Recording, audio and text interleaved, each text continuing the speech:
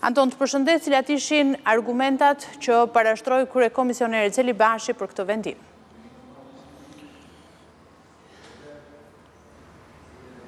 Po, në fakt, pezullimin e përgatitjeve për zgjedhjet e parakohshme lokale në Tiranë, kryekomisioneri ka vendosur t'i pezulloj për shkak të vendimit gjykatës kushtetuese, e cila do të dalë me një vendim,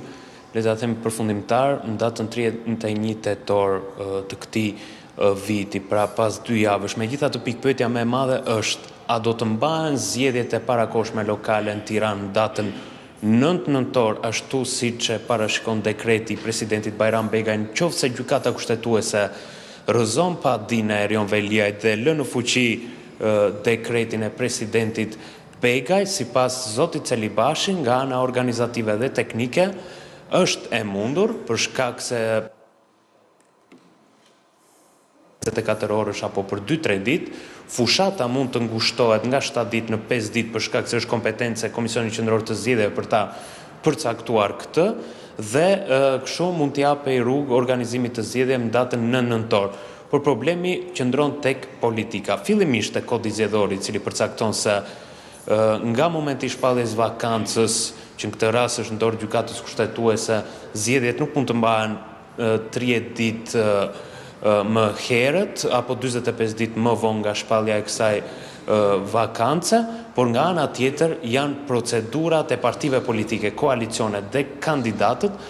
të cilët jo vetëm kanë të drejtë për afatet, por edhe për ankimimet. Pra, sipas zotit Celibashi, kjo mund të hidhte në erë procesin zgjedhor të 9 nëntorit, në rast se vendosej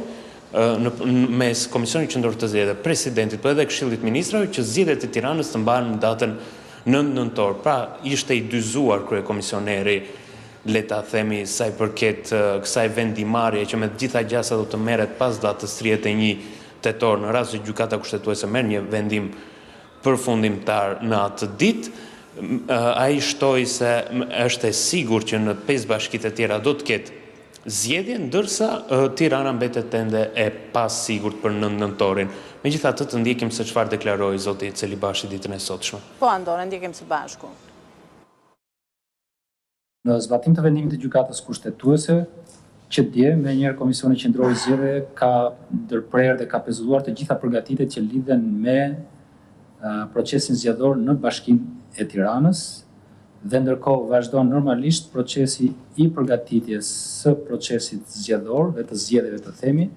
për 5 bashkitë e tjera. Periudha minimale për të përgatitur procesin zgjedhor në rastin e zgjedhjeve të pjeshme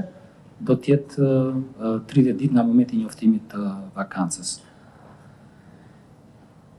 Dhe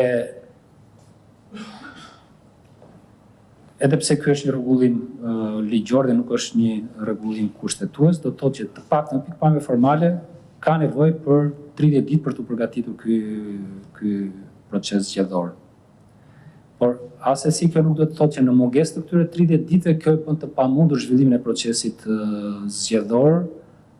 edhe në Bashkinë e Tiranës në datën 9. Nuk është vetëm kjo, ose nuk është kjo kaq thelbësore.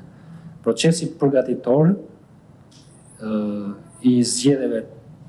në njësi zgjedhore të caktuar të qeverisë vendore nuk lidhet thjesht dhe vetëm me zhvillimin e fushatës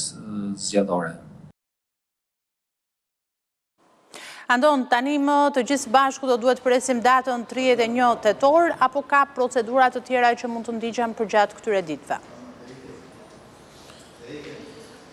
Jo, nuk mund të ndiqet asnjë procedurë, pasi dekreti është pezulluar dhe Komisioni Qendror i Zgjedhjeve,